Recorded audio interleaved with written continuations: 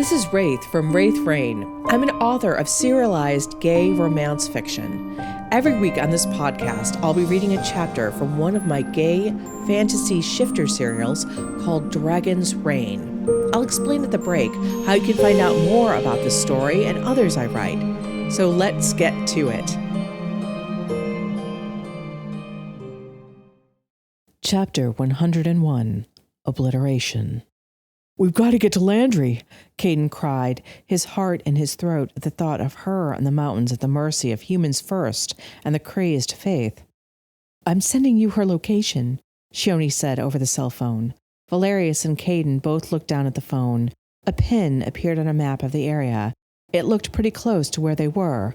At least it did on the itty-bitty map on Valerius's phone. "It won't be that far as a dragon flies," Caden thought. He then jumped up from the table, but groaned and curled forward. Valerius immediately was looking up at him in concern.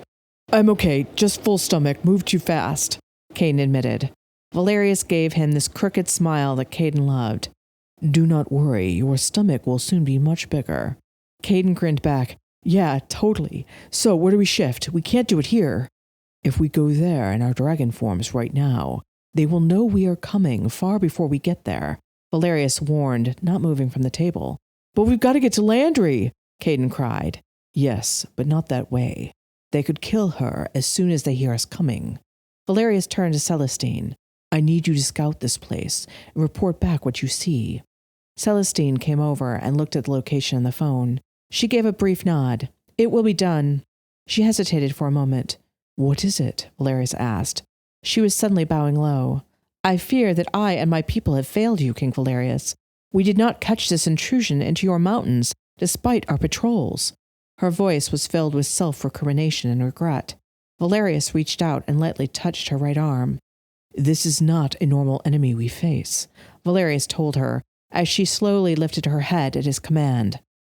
"No enemy of yours is.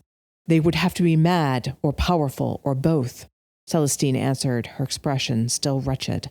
For someone who clearly prided herself on her ability to anticipate everything, Caden imagined this would be a hard blow. The thought that the Behemoth could have been as close to them as these mountains caused Caden to shiver. "It could be just over in the next valley right now," he thought. "I highly doubt that there will be much out in the open to show that anyone is there," Valerius told her. "If anyone remains there, Celestine." She gave a bird-like nod. "I will look for the unexpected and the unseen. We will find whatever there is to find, no matter how well hidden." With that, Celestine appeared to burst apart, and a beautiful falcon let out a cry as it spread its wings before them. There were answering cries all over Valinor. Celestine shot up into the sky. She was soon joined by a dozen other falcons. They wheeled overhead before disappearing over a ridge. Valerius focused back on Shioni. "Have you told the others?" "I sent Tilly to gather the dragon shifters," Shioni answered. "I will tell them in person." "Till, she was with you?" Caden couldn't help but be touched at Shioni making time for his little sister. Then he frowned. "She wasn't bothering you, was she?" "Not in the least. She's quite resourceful. She wants to learn how to be a counselor," Shioni said, "so that when she's old enough she can help you." "She helps me now," Caden said with warmth. "Should I prepare the other dragon shifters to head to Valinor?" Shioni asked. "If the Behemoth is there, have them ready, but do not have them come here yet. After Celestine and her people return, we'll have a good idea what threat we face," Valerius answered. "Will do," Shioni said. "Are you sure?" Caden began and stopped. "What?" Valerius asked. "You tell Alarion that the Behemoth is here. Tell me he won't shift and barrel it over here, no matter what anyone says," Caden pointed out. "And if he does, Landry could die. If she isn't already, no, she's not. There's still time to save her." Valerius nodded slowly. "You have a point. He won't listen about stealth or strategy." "Caden, you're quite right." Shioni let out a sigh. "I will not tell them where the ping came from, but that you are on it." "Good. I will keep you informed," Valerius said as he pressed end to finish the call. Caden studied his beautiful face. There was a tightness around his eyes and mouth. His jaw was set and his shoulders erect and back. Valerius had feared that the Behemoth was near. He had been right and Caden had been wrong. but it seemed so insane that the behemoth would dare come where they were all gathered together. Sit back down. Rest your stomach, Valerius said as he gracefully gestured to the table. Caden gratefully sank down again in his chair. Not that he regretted the feast. He actually found himself regretting not having more room. But then he thought of Landry. His stomach tied itself into knots, and he couldn't imagine eating anything ever again. For a moment, when Shioni had said Landry's name, he'd forgotten about the fact that she might be a traitor. But she wouldn't call for help to Shioni if that was the case, Caden told himself. You and Iolaire were right about the behemoth, Caden said. It's close. We know Landry is, or was, close. We do not know if the behemoth is, Valerius corrected. That was true, and yet Caden felt that wherever his former good friend was, she was near the behemoth. Those last words, Caden thought. Wall and death. What do they mean? Caden shivered, even though he wasn't cold. It will be all right, Caden, Valerius assured him. You will not be going anywhere near that beast. But I could be of help, Caden perked up. Iolaire, too, rustled its wings, even as Raziel attempted to calm the white dragon spirit with a dragon-like purr and nuzzle. You are brave and... I know I'm small, Caden said with a wave of his hand, and inexperienced at dragon fighting.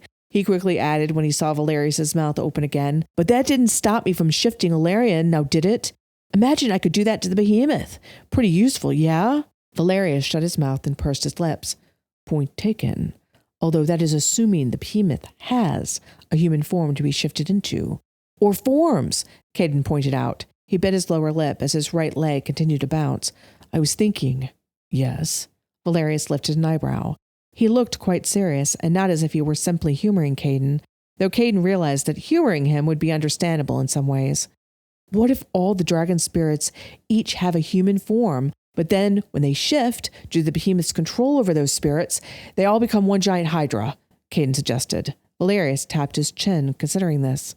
I suppose that could be possible. I was thinking that if you had all the dragon spirits inside of you, it'd be like having multiple personalities, Caden shrugged. Not the easiest of things to hide. Or perhaps all the dragon spirits, other than the behemoth, are so ensorcelled that they cannot express themselves, Larry suggested. That caused Caden to shudder again. That would be awful. He looked over at Iolaire and Raziel. Was that what it was like, Iolaire? Nightmare. Every moment a dark dream, Iolaire stated. A third shudder went through Caden, and that had Valerius reaching over and rubbing his shoulder. That won't happen to Iolaire again, Caden, nor to any other dragon spirit. Raziel and I will not allow it, Valerius said simply, and Caden believed him. The loving way that Iolaire gazed at Valerius and then Raziel told him that Iolaire believed it too and was grateful for the support. Raziel, how did the dragon stop the behemoth before? Caden asked the black dragon spirit. Raziel lifted its massive head and spread its wings until it appeared like darkness personified with just its red glowing eyes. And then, in that darkness, Caden could see dragons battling in a wasteland of fog and shadows, and in the center was the Hydra, known as the Behemoth. The Behemoth's heads were each sending out a different deadly bolt towards the 8 dragons that flew around it. Startling neon blue electricity, brilliant purple plasma, scorching golden rays of the sun, orange exploding projectiles, the dull and deadly gray of petrification, the scouring power of sand, and finally, crystalline clear ice. That last one's you, Iolaire, isn't it? The white dragon spirit hooted softly and buried its head beneath one of Raziel's wings. Caden peered closer, and yes, he could see Iolaire's familiar head among the 8 others. The biggest head, the one in the middle, had not yet released anything from its gigantic maw. It was simply watching all of the other dragons fly around it as if it were completely unconcerned. There was an arrogance to its slightly narrowed eyes and the burnished coppery head that had Caden's jaw clenching. It's letting all the other dragon spirits fight their kind, Caden hissed. Yes, Valerius agreed. The Black Dragon King appeared transfixed with the battle. Caden guessed that he was memorizing everything that they were seeing, analyzing the behemoth's moves so that when it came time to fight the Hydra, he would have an edge. I bet there are mates for each one of the other dragon shifters in there, Caden muttered. Valerius's eyes flickered to Caden. You think? Look at the behemoth's face. It's enjoying this, pitting the dragon spirits against one another. Raziel and Iolaire are fighting. Caden pointed as a spear of ice exited Iolair's mouth and rocketed through the air towards Raziel. They all grimaced as it struck Raziel's right wing. Raziel tossed its head back and roared in agony. Iolair and Raziel nuzzled now, even as the battle continued in the blackness of Raziel's chest. Caden saw the green dragon, Mephis, just as bold as brass as his human counterpart, streak towards the behemoth. Raziel let out a low, barking command, which Caden knew meant, "Get the hell back here, Mephis." But Mephis did not listen. And for its arrogance, Mephis got hit with sand in the face, blinding it. Then a golden sun ray hit the green dragon dead center in the chest and sent it toppling end over end until it crashed into the ground. All the behemoth's heads lifted up and let out a roar of triumph as Mephis lay there, smoking and unmoving on the ground. I hope you're enjoying Dragon's Reign so far. Many more adventures await our dragon shifter couple, but not until the next episode. If you're looking for another story full of hot heroes, romance, and magic set in an alternative world, check out the first book of my series, Cinders and Ashes. Cinders and Ashes is an elaborate gay retelling of Cinderella, but it's so much more than that. It's set in a world with forbidden magic, an heir made to work as a servant at his own estate, hidden heritage, enchanted wolves, and a king who wishes to marry for love. A link to book 1 is in the description below. Caden found himself gripping Valerius's right hand. The Black Dragon King laced their fingers together. A brief glance of Valerius's face showed that he was clenching his jaw so tightly that Caden feared he might crack some of his teeth from the sheer pressure. "Mephis made it. We know that," Caden cried, wondering who he was trying to convince. "The damned green dragon is right now in high reach. It's fine." But in this battle, Mephis was not fine. It was then, while the behemoth was crowing, that the red dragon made its move. Zippel, like May, didn't waste an opportunity. Zippel's jaws opened and magma dripped between its teeth as the red dragon flew in low to the ground. The behemoth's main head snapped around, but not in time. Zippel had let out a gout of magma that showered the Hydra's back and melted the ground beneath its massive feet. The behemoth started to sink. The glittering head that let out the sun ray that had taken out Mephis was already preparing to let out another burst at Zippel. The red dragon was banking, but it would be too close and would receive the full blast, as had Mephis. But just then, Eldaron dove in and sent a stream of hot metal directly into the sun breather's mouth, sealing its jaws shut as it hardened. Eldaron and Zippel were able to escape, unharmed before the Sunray dragon managed to crack its jaws open once more. The behemoth let out a low, murderous cry as it flapped its massive wings to drag its heavy body from the magma. Its flesh smoked, but it was healing as fast as it was being harmed. Caden frowned as he realized that the dragon's powers were certainly annoying the behemoth and causing it pain and anger, but they didn't appear to be harming it enough. "All they are doing is wearing themselves out," Valerius muttered. "They cannot win this way." At that moment, Scylla released a gout of powerful water. Lana added her gift, and the water increased, becoming a wave and then a torrent, before pouring over the behemoth as scalding steam. For a moment, none of the behemoth's heads could be seen in the mist. Caden tightened his hand around Valerius's as he searched for Iolair. "Iolair is fine. It's with me," Caden reminded himself. But still, like with Mephis, he felt an agony of suspense, as if watching friends die. "They're not dead," Caden told himself. "None of them are dead, including the behemoth, and that's the problem." He glanced up at Raziel and Iolair. Iolair's head was tucked beneath Raziel's chin. It was clear that though Raziel was showing them what had happened, neither it nor Iolair cared to watch it themselves. Caden knew that he and Valerius had to see, so his gaze slid back down to Raziel's chest, where the battle kept playing like a movie. The scalding mist slowly cleared. The behemoth was maddened. Its heads were snapping at the air, whipping back and forth, and twisting around as they sought unseen enemies. Zephyra suddenly rose up behind them, elegant and deadly, and seemingly unconcerned for its safety. All eyes fixed upon Zephyra. Those eyes suddenly went blank, and the behemoth's heads, except for the middle one, stilled as Saphira continued to meet their gazes evenly. Mesmerism, Valerius murmured, identifying the power being used by Jahara's dragon spirit. That's good, Caden murmured. Maybe this was how they had broken the behemoth's spell on the other dragon spirits. Caden leaned forward, as if that would physically get him closer to the action. The behemoth, though, was not giving up without a fight. It bit and jostled the other heads around it until they were all blinking and shaking themselves. But Saphira was not done either. It brought its whip-like tail with a barb at the end and thrust it into the neck of the main middle head. Poison? Caden asked Valerius. He nodded. Good, Saphira. Take down that head. That main coppery head with the yellow eyes wobbled slightly back and forth. Its eyelids fell halfway shut. The other heads appeared confused, perplexed. They were blinking again, like they had when released from Saphira's mesmerism. Caden saw Iolaire look down at the behemoth's body. Blue eyes went huge in the white dragon's head. It clearly realized that it was attached to something it should not be. Its body was not there. The behemoth's body was there, however. Iolaire let out a terrified scream. Caden could well imagine Iolaire's horror at what it was experiencing. He looked up at his dragon spirit's blue eyes right now, and they were filled with sorrow and horror still. How Caden longed to hold his dragon spirit, to comfort it, but he would never be able to touch the white dragon. Raziel, though, comforted Iolaire for him, nuzzling and winding their long necks together a little like swans did. Iolaire is the only one fully to awake, Valerius muttered. Do you see? He pointed towards the other heads, which still seemed hazy-eyed and disconnected from what was going on around them. That must be why later it escaped, while the others were drawn back again. Caden saw Iolaire's neck straining to get away from the body of the behemoth, as if it could separate itself physically, rip its own body out of the Hydra's. Saphira went to strike the behemoth again, clearly sensing a change and potential victory, and taking down that center head.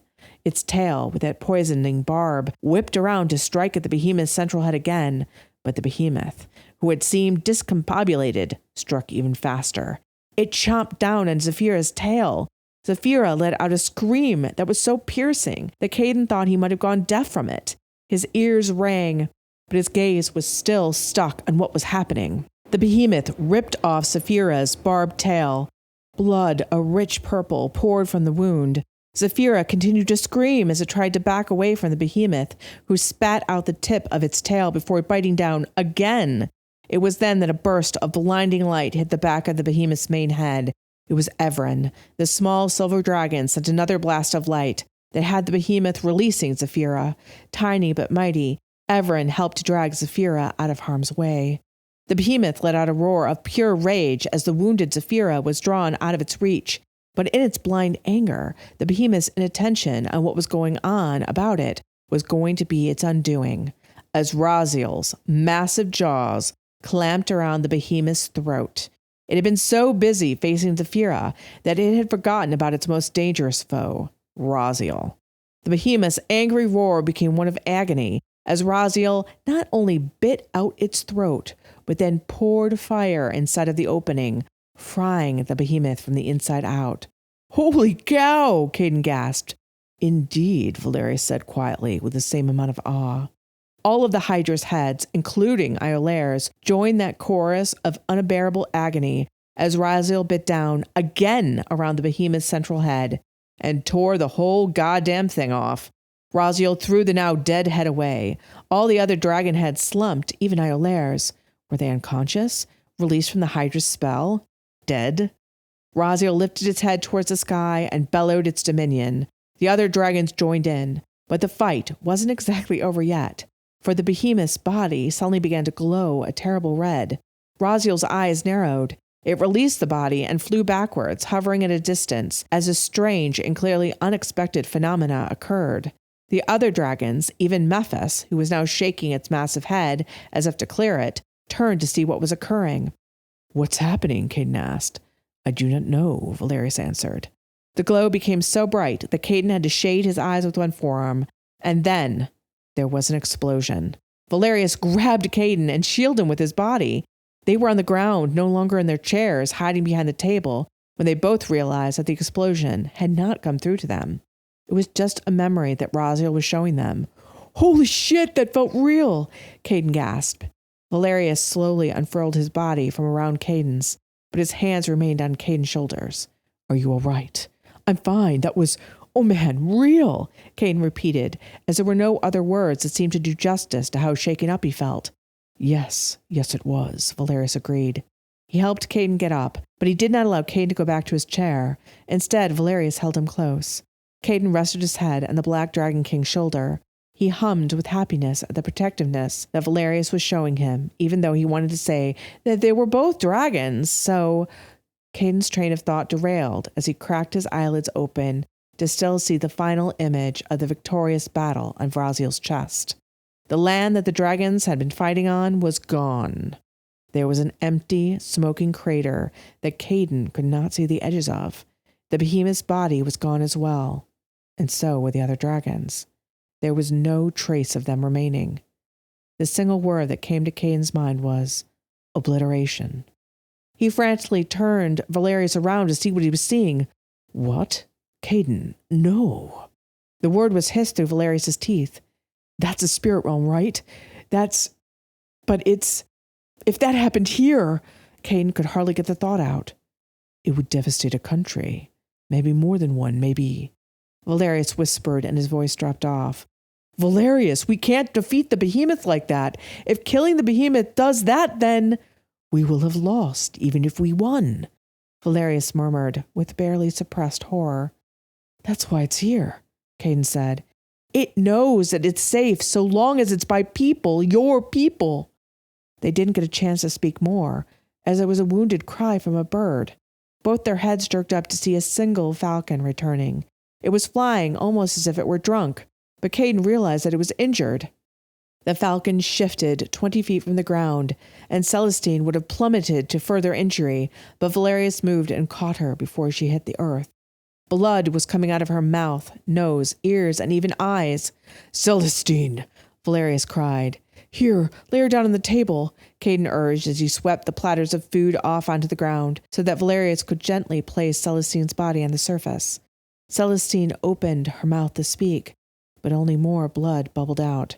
Shh, don't try to speak, Valerius said as he tipped her head to the side so that she wouldn't asphyxiate on her own blood. But Celestine clawed at Valerius's front as she forced the words out between bloody froth. Wall. Death. I hope you're enjoying Dragon's Reign so far. Dragon's Reign is free for you to enjoy, but not free for us to make. There is a whole team working with me for audio editing, artwork, graphic design, and custom music. Most YouTube channels and podcasts have sponsors and take ads, but because of the kind of content we make, we can't run ads or get sponsors. Instead, we have other ways you can support me and the team behind this gay romance audiobook. One easy way is to buy or borrow my books from Amazon. They are all gay romance set in alternative worlds with vampires or shifters and other magical beings. You may not know that even if you borrow books with your Kindle Unlimited subscription at Amazon, they are free for you, but they still earn us money. The books are published under the name Ex Aratare, which actually means Raythe in Romanian. And if you love audiobooks, you can get professionally narrated versions of every one of my books on audible.com. The link to my author page is in the description below, as well as to the first book of the series I think you'll really like. Thank you so much for your support. People like you enable me and the team to keep writing these stories of gay romance, magic, monsters, and true love, and producing this very fun podcast for everyone. Thank you.